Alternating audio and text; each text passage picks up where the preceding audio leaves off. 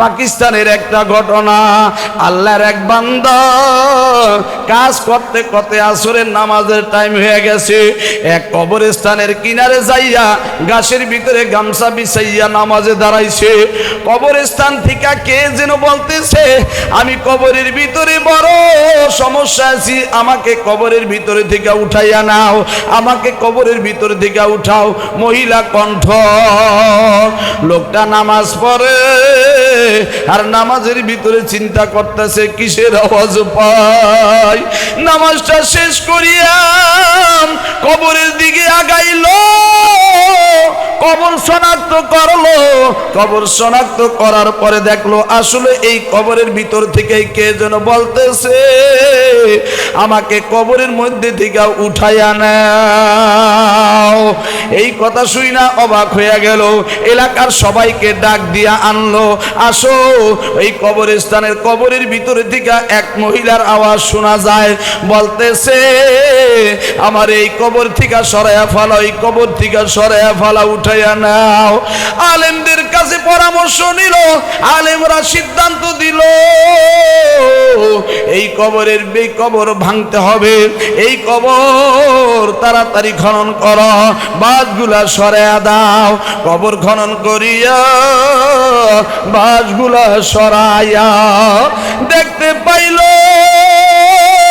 যেই মহিলাটা সে উলঙ্গ অবস্থায়, 5 টুকরা কাপড়ের কোনো খবর নাই। অবাক হইয়া গেল। এবার ডরে দেখে সবাই দূরে সরিয়া গেল। দূরে যাওয়ার পর ওই মহিলাটা কবর থেকে উঠিয়া এক দৌড় দিয়া তার নিজের বাড়িতে ঘরের ভিতরে যায় দরজাটা আটকায় দিল। আটকানোর পর সবাই আইসা দরজা খুলতে বলেন, দরজা খুলে না। কে তিনি বলতেছেন, আমারে যে তোমরা দেখবা দেখা সহ্য করতে পারবা না, আমার চেহারা বড় বিকট চেহারা হয়ে গেছে, তোমরা কিন্তু বেহুশ মারা যাইবা, আমাকে তোমরা দেখতে চাইও না। ওর ভিতরে কিছু সাহসী যুবক ছিল, ওই যুবকগুলা বলতাছে, আমরা দেখবো সহ্য করতে পারব। দরজাটা খুলে দিলেন। দরজাটা খোলার পরে চেহারার দিকে তাকাইয়া দেখতেছে চেহারার ভিতরে কোনো গোস্ত নাই, মাংস নাই, মাথার ভিতরে চুল নাই, মাথার ভিতর থেকেও একটু গোস্ত নাই, মাংস নাই। ডাক দিয়া বলতেছে, যুবকরা ডাক দিয়া বলতেছে, তোমার মাথার চুল কই? কয়, আমার মাথার চুল ছাড়িয়ে আমি রাস্তা দিয়া হাঁটছিলাম, এই জন্য আমার মাথার চুলগুলা পেলাস দিয়া একটা একটা করিয়া চুল এমন ভাবে উঠাইছে, চুলের সঙ্গে গোস্ত সব উঠাইসা পড়ছে। কয়, তোমার চেহারার গোস্তগুলা কোথায় গেল? কয়, আমি এই ঠোঁট পালিশ দিয়া যুবকদেরকে আকৃষ্ট করার লাইগা আমি রাস্তায় রাস্তায় ঘুরতাম আর হাঁটতাম, আমার ঠোঁটটারে প্লাস দিয়া এক টান দিয়া উঠায়া ফলাইছে। হে মা, সহ্য করতে পারবানি এই আযাব। ঠোঁটের চামড়াগুলো প্লাস দিয়ে উঠাইছে, চেহারাটা শুধু কঙ্কনের মতো দেখা যায়। মা, এই জন্য 4 নম্বরে পর্দা রক্ষা করিয়া চলবা। খবরদার, খবরদার, স্বামীর সঙ্গে নাফরমানি করবা না, বেইনসাফি করবা না। এ মিয়া, অনেকের স্বামীরা বিদেশে আছে, অনেকেই দেখবেন ওই মা বাবা থেকে সন্তানকে বিভিন্ন পরামর্শ দিয়া আলাদা করিয়া ফালায়, মা বাবার কাছে ফোনও দিতে পারে না, অনেক সময় স্ত্রীর কারণে এমন ঘরের ভিতরে একটা অশান্তি সৃষ্টি করে। খবরদার, খবরদার, মনে রাখবা, যেমন কর্ম তেমন ফল। তুমি যেমন তার সন্তানকে আলাদা করিয়া ফলাইলাও, মা বাবার সঙ্গে কথা বন্ধ করিয়া দিলাও, তুমিও একদিন শাশুড়ি হইবা, তোমার ঘরেও একদিন পুত্রবধূ আসবে, যেমন কর্ম তেমন ফল হবে। এ আল্লাহর বান্দিরা, এই জন্য স্বামীর সঙ্গে নাফরমানি করবা না, বেয়াদবি করবা না। আল্লাহ তাআলা আমার সকল মা বোনদেরকে এই চারটা গুণ অর্জন করার তৌফিক দান করুন, সকলে বলেন আমিন। এ আল্লাহর বান্দারা, দুনিয়া কয়দিনের জন্য, আজ আছি কাল নাই। অনেকের বাবা কবরে চলিয়া গেছে, আর কোনোদিন আসবে না। দাদা কবরে চলিয়া গেছে, আর কোনোদিন আসবে না। এই কলিজা টুকরা মাগো, এমন একটা সময় ছিল তোমার তালো এই দুনিয়ায় ছিল, আজ তারা নাই, কোনোদিন আর আসতেও পারবা না। আপনি আমিও একদিন কবরে চইলা যাইমু, আপনি আমি আসতে পারবো নি, না না, কোনোদিন সম্ভব হবে না। আজকে এখানে একটা মাহফিল, এই মাহফিল উপলক্ষে তো এই মসজিদটা আজকে বড়ার দরকার ছিল নাকি না? এ বাবা, মাহফিল উপলক্ষে তো মসজিদটা বড়ার দরকার ছিল। আরে বাবা, তুমি যে নামাজ পড়ো না, এক ওয়াক্ত নামাজ কামাই দিলে, তুমি তো জানো না কতদিন জাহান্নামের আগুনে জ্বলা লাগবে। এ বাবা, কেউ যদি এক ওয়াক্ত নামাজ কাজাও করে, 2,88,00,000 বছর জাহান্নামের আগুনে জ্বলতে হবে।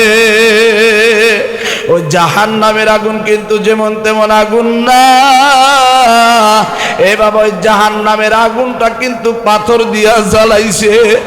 1000 বছর পাথরটা দিয়া জ্বালাইতে জ্বালাইতে বাবা, ওই জাহান্নামের আগুনটা লাল বর্ণের হয়েছে। লাল বর্ণের আগুনটারে আরো 1000 বছর জ্বালাইতে জ্বালাইতে এ বাবা, জাহান্নামের আগুনটা সাদা বর্ণের হয়েছে। সাদা বর্ণের আগুনটাকে আরো 1000 বছর জ্বালাইতে জ্বালাইতে কালো বর্ণের আগুনে পরিণত হইছে। ওই জাহান্নামের ভিতরে কালো আগুন জ্বলবে, চোখে কিছু দেখবে না জাহান্নামীরা।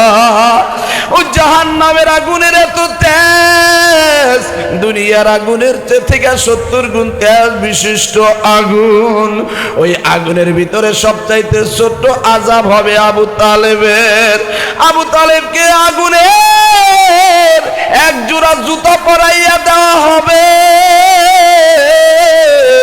এ বাবা, আবু তালেবের সঙ্গে সঙ্গে পেটের নাড়ি বুড়িগুলি জ্বলিয়া খসিয়া, মাথার মগজগুলা খইসা খইসা পড়িয়া যাইবে, পায়খানার রাস্তা দিয়া বের হইয়া যাইবে।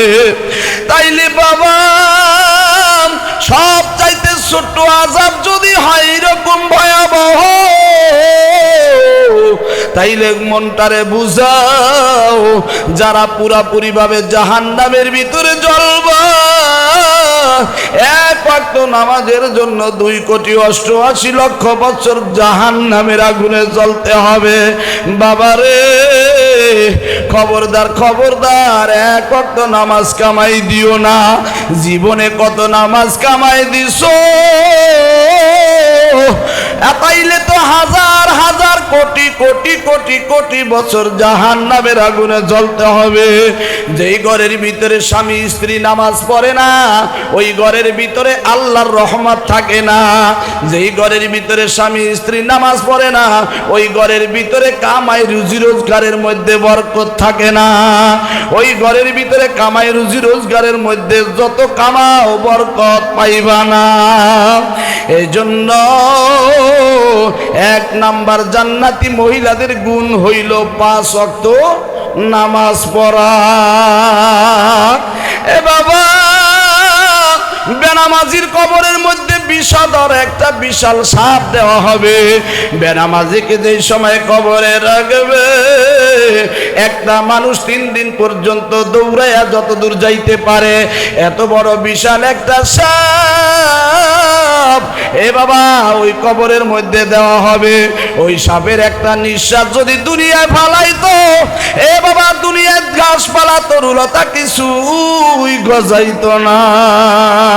মনটারে ভালো করিয়া বুঝাও, ওই সাপে যদি একবার কামড় দেয় 40 বছর পর্যন্ত ব্যথা অনুভব করবে।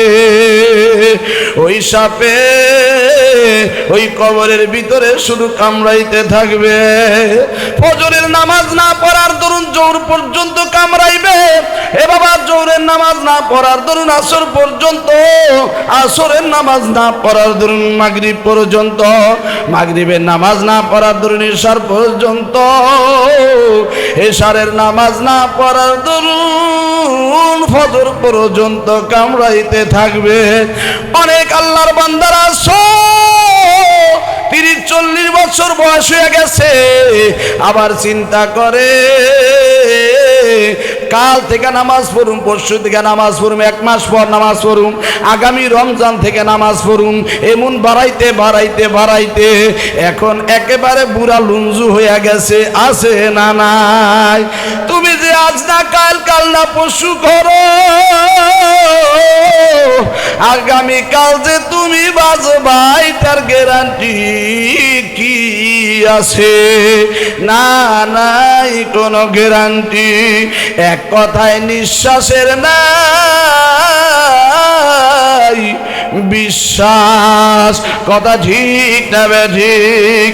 এ মুসলমান ভাইদারে আমার, বোনেরা আমার, যারা পর্দার আড়ালে বৈশা বয়ান শুনতাছেন শুনে নেন, খেয়াল সহকারে শুনে নেন। জান্নাতি মহিলাদের 1 নাম্বার গুণ হইল, 1 নাম্বারে তারা 5 ওয়াক্ত নামাজ আদায় করব। এ মিয়া জান্নাতি মহিলাদের 2 নাম্বার গুণ হইল মাহে রমজানের 30টা রোজা রাখা। অসমাত শাহরহা, মাহে রমজানের 30টা রোজা রাখবা। এ কলিজা টুকরা মাগো, এই যে কিছুদিন পরে আসতেছে মাহে রমজানের রোজা, এখনই নিয়ত করিয়া ফালাও, একটা রোজাও ছাড়া যাবে না। ঘরের ভিতরে বয়স্ক ছেলে থাকে, মেয়ে থাকে, নিজে রোজা রাখে কিন্তু সন্তানকে রোজা রাখায় না। আছে না নাই? না না, নিজে রোজা রাখবা এবং সন্তানদেরকে রোজা রাখাইবা। এ মা, মাহে রমজানের একটা রোজার এত দাম, অন্য মাসে যদি মাস ভরিয়া রোজা রাখো মাহে রমজানের একটা রোজার সমান হবে না। হে কলিজার টুকরা মা, এই জন্য 4টা গুণ তোমার অর্জন করা লাগবে। জান্নাতি মহিলাদের কয়টা গুণ? কয়টা গুণ? জোরে কন, আরো জোরে বলেন। 4টা গুণ। 1 নাম্বার 5 ওয়াক্ত নামাজ পড়া, 2 নাম্বার মাহে রমজানের রোজা রাখা, 3 নাম্বার আল্লাহর নবী বলেন ও আতাত বালাহা, স্বামীর ইত্তেবা করা, স্বামীর খেদমত করা। স্বামীর খেদমত করার মতন মহিলা বর্তমান জামানায় কমই আছে। কথা ঠিক না ঠিক? দেখবেন নফল রোজাও রাখে, তাহাজ্জুদও পড়ে, তালিমও করে, কিন্তু এদিকটা স্বামীর কথা মানে না। আছে না নাই? স্বামীর সঙ্গে বেয়াদবি করে। না না, আল্লাহর হুকুমের পরে, আল্লাহর হুকুম পালন করার পরে তুমি যদি নফল কোনো ইবাদত করো, স্বামীর কাছ থেকে অনুমতি নিয়ে করা লাগবে, কারণ তোমার স্বামীর কথা আগে, তারপরে নফল ইবাদত। এ কলিজা টুকরা মাগো, খবরদার, স্বামীর সঙ্গে বেয়াদবিমূলক আচরণ করা যাবে না, স্বামীকে ধমক দিয়া কথা বলা যাবে না, স্বামীর অনুমতি ছাড়া বাইরে যাওয়া যাবে না, মার্কেটে যাওয়া যাবে না, বাজারে যাওয়া যাবে না, নিজের বাড়িতে পর্যন্ত স্বামীর অনুমতি ছাড়া যাওয়া যাবে না, নিজের বাড়িতে পর্যন্ত যাওয়া যাবে না স্বামীর অনুমতি ছাড়া। আপনি একটু ডাক দিয়ে চিনে কই যাও, কয় আমাকে বাইতে যাই একটু, কয় একটু কইবাও না, জানাইবা না, কত মাতন কি কইব, আছে না নাই? এমন কথা কয় না দুই চারজন মহিলা আছে, তাই তো মাতন যদি ওনাতনই না কথা, তাই তুমি কইবা কার কাছে? হ্যাঁ, তুমি কার কাছে বলবা? এ কলিজার টুকরা মা, খবরদার খবরদার, তুমি যদি মারা যাও আর স্বামী যদি মাওলার দরবারে তোমার জন্য দোয়া করে, স্বামী যদি সন্তুষ্ট থাকে, আর স্বামী যদি সন্তুষ্ট থাকে যদি মাওলাকে বলে আল্লাহ আমার স্ত্রী বড় ভালো ছিল, স্বামীর দোয়ার বরকতে আমার আল্লাহ স্ত্রীর কবরকে জান্নাতের বাগান বানায়া দিবেন। এজন্য স্বামীর সঙ্গে খারাপ ব্যবহার করবা না, স্বামীর কথায় কথায় তর্ক ধরবা না, স্বামীকে কোনো বিষয় খোটা দিবা না। খবরদার খবরদার, খেয়াল রাইখা চলবা। এ কলিজা টুকরা মাগো, চারটা গুণ তোমাদের অর্জন করা লাগবে। এক নাম্বার গুণ হইল 5 ওয়াক্ত নামাজ পড়া, 2 নম্বরে রোজা রাখা, 3 নম্বরে স্বামীর খেদমত করা, 4 নম্বরে পর্দা রক্ষা করিয়া চলা। ওয়া আহসানাত ফারজাহা, তোমার নিজের সতীত্বকে হেফাজত করবা। যারা জান্নাতি মহিলা নিজের সতীত্বকে তারা হেফাজত করবে, পর্দা রক্ষা করিয়া চলবে। খবরদার, চুল ছাড়িয়া রাস্তা দিয়া হাইটো না, চেহারা দেখাইয়া রাস্তা দিয়া হাইটো না। মনে রাখবা, সাক্ষ্য একটা ঘটনা আপনাদের কাছে আমি পেশ করতেছি।